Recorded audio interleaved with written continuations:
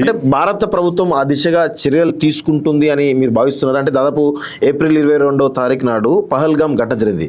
దాదాపు 7వ తారీఖు ఈరోజు అర్ధరాత్రి సమయంలో దాడి జరిగింది. అంటే 15-16 రోజులు గ్యాప్ తీసుకున్నారు. అంటే అంత గ్యాప్ తీసుకోవడం గల కారణాలు ఏంటి? అంటే ఏమైనా వ్యూహాలు ఏమైనా ఉన్నాయి అనుకోవచ్చా? డెఫినెట్ ఉంటాయి కదా, డెఫినెట్ అన్ని కోణంకెళ్ళి చూడాలి. చాలా ప్రపంచ దేశాల సపోర్ట్ కూడా తీసుకోవాలి. ఇది ఇక్కడతో ఆగొద్దు. ఇప్పుడు పుల్వామా జరిగిన తర్వాత పహల్గామ్ వచ్చింది. అప్పుడే కంప్లీట్ గా స్థావరాలను కొన్ని కొట్టిర్రు, వదిలిపెట్టిర్రు. ఇస్లామాబాద్ దగ్గర అయితే పోలే కదా. ఇప్పుడు ఇస్లామాబాద్ గడ్డ మీద ఉండి మాట్లాడుతున్నారు. మరి మనం కూడా ఇస్లామాబాద్ దగ్గర పోవాలి కదా. వాళ్ళు కంప్లీట్ సెక్యూరిటీ అయి ఉన్నారు. అట్లా పోగలిగితేనే ఇది దీనికి ఇక్కడ అంతం ఉంటది. ఇలా అమెరికా కావచ్చు, రష్యా కావచ్చు. ఇప్పుడు నిన్న రష్యన్ ప్రెసిడెంట్ పుతిన్ నిన్న ఫోన్ చేసి మాట్లాడి నేను సపోర్ట్ చేస్తామని చెప్పని మాట్లాడి అన్ని విధాలా మేము ఉంటాం అండగాని. అట్లా ప్రపంచ దేశాల సపోర్ట్ కూడా తీసుకోవాల్సిన అవసరం ఉంటది. మనం కూడా ప్రిపేర్ అయి ఉండాలి.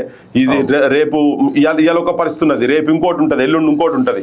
ఆర్థికంగా కావచ్చు, అన్ని దిక్కెళ్ళి యునైటెడ్ నేషన్స్ సంబంధించినటువంటి ఎవ్వరు సపోర్ట్ చేసినా చేయకపోయినా ఇవాళ మన ఇంటికాడికి వచ్చి వాడు కొట్టిపోయింది కాబట్టి వాళ్ళని కూడా సేమ్ ఆ స్థావరాలు ఏవైతున్నాయో వాళ్ళు కంప్లీట్ గా వాళ్ళ క్యాంప్ స్కీమ్స్ మొత్తం మటుమాయం చేయాల్సిన సిచ్యువేషన్స్ ఏర్పడాల్సిన పరిస్థితి అయితే ఉంది. కానీ హోంవర్క్ అయితే జరగాలి కదా, ఒక డైలాగ్ అయితే జరగాలి కదా అందరితోని. పాకిస్తాన్ తో డైలాగ్ ఏం లేదు. పాకిస్తాన్ నువ్వు మొత్తం అవి బంద్ చేస్తావా, బంద్ చేయాలి.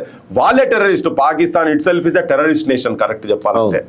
వాళ్ళ భాష అంతా కూడా అదే టెర్రరిస్ట్ల భాషనే. వాడు పొద్దున్న లేస్తే హింసనే వాడు మాట్లాడేది. వాడు ఎంత బాధ్యతారహితంగా మాట్లాడిందంటే వాళ్ళు మా దగ్గర న్యూక్లియర్ ఉన్నాయి, హైదరాబాద్ దానికేస్తామని చెప్పని అనే భాష వాళ్ళు మాట్లాడుతున్నారు కదా. సో అటువంటి భాష మాట్లాడేటోళ్ళు మానవ సమాజానికి ప్రపంచంలో ఎక్కడున్నా కానీ అది మటుమాయం చేయాలి, భూస్థాపితం చేయాల్సిన అవసరం ఉన్నది. భూస్థాపితం చేయలేకపోతే మన దగ్గర ఉండి మన దగ్గర ఇవన్నీ ఆయుధాలు పెట్టేందుకు ఇన్ని లక్షల కోట్ల రూపాయలు వాటి మీద డిఫెన్స్ మీద స్పెండ్ చేసేందుకు మన రక్షణ లేనప్పుడు, జనం రక్షణ లేనప్పుడు, సో జనం నుంచి కూడా కొన్ని సాక్రిఫైస్ ఉంటాయి కావచ్చు, ఉండాల్సిన అవసరం కూడా ఉంది, ఉండాలి. రేపు అవసరం అయితే సైన్యానికి ఏమైనా తోడ్పాటు కావాలంటే ఇక్కడ యువతరం పోవాలంటే పోవాలి, మన బొట్టలో కూడా పోవాలి, పోయేమని చేయాలి. ఆ దేశం కన్నా ఎక్కువ ఇంకేముంటది. ఆ దేశాభిమానం, ఆ దేశభక్తి. ఎంతో మంది చచ్చిపోతారు అమాయకులను చంపే కాడికి స్థాయికి వచ్చిన తర్వాత మన దగ్గర ఏం ఆయుధాలు ఉంటాయింది, F-16 ఉంటాయింది, ఇంకేముంటుంది, ఏం చేసేది ఉంటుంది, పనికి రాకుండా షోకేస్ లో పెడుతుంది. సో అందుకనే ఒకవేళ అటువంటి ఉండేది ఉంటే మనోళ్ళు కూడా వ్యూహం చేస్తుండొచ్చు. అలా న్యూక్లియర్ స్థావరాలు ఎక్కడ ఉన్నాయి, ఏం సంగతి ఏంటిది. ఒకవేళ అటువంటి ప్రయోగం జరిగితే దేశాన్ని చిత్రపటంలో లేకుండా చేయాల్సిన పరిస్థితి అయితే ఉంటది, ఉండాల్సిన అవసరం. నేను ఏదో ఎమోషనల్ గా ఆవేశం కూడా అంటలేను. ఎందుకంటే ఇప్పుడు ఆల్రెడీ ఈ స్థాయికి వచ్చిన తర్వాత ఇంకా వదిలితే మాత్రము ఇంకా ఇబ్బంది అవుతుంది. మనకి ఇంటర్నల్ ఇష్యూస్ కూడా ఇప్పుడు మనకు బంగ్లాదేశ్ నుంచి ఇన్ఫిల్ట్రేషన్స్ ఉన్నాయి, రోహింగ్యా సమస్య ఇక్కడ ఉన్నాయి. ఇక్కడ హైదరాబాద్ లో కూడా కొన్ని కరెంటు బిల్లులు వసూలు చేయలేని పరిస్థితులు ఇక్కడ కొన్ని ప్రాంతాలు ఉన్నాయి. వాటి అన్నిటి కూడా కంట్రోల్కు తీసుకోవాల్సిన, అంటే ఫ్యాక్ట్స్ మాట్లాడదాం. ఇక్కడ ఉన్నట్టు పొలిటికల్ లీడర్షిప్ కూడా 15 నిమిషాలు టైం ఇస్తే మేము చూపిస్తామని చెప్పని నాన్ ముస్లిమ్స్ మీద ఛాలెంజ్ చేసి మాట్లాడేటువంటి నాయకత్వం పొలిటికల్ లీడర్షిప్. వాళ్ళ అసెంబ్లీలో కూర్చుంటున్నారు, ఫ్లోర్ లీడర్లు అవుతున్నారు వాళ్ళు. అటువంటి వాళ్ళు కూడా ఇప్పుడు లాస్ట్ 5-6 ఏళ్ల నుంచి కొద్దిగా మార్పు కనబడుతున్నది వాళ్ళ లోపల.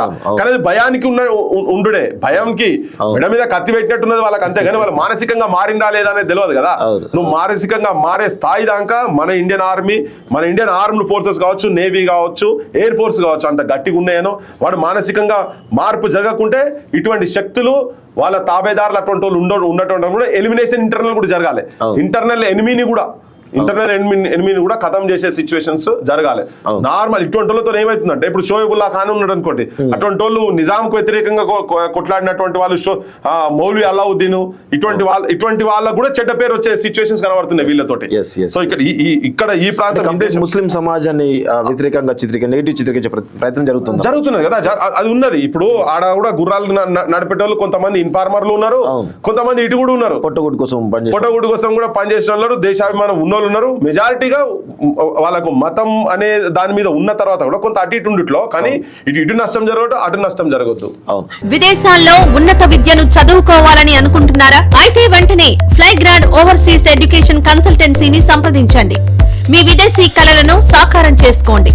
ఫ్లైగ్రాడ్.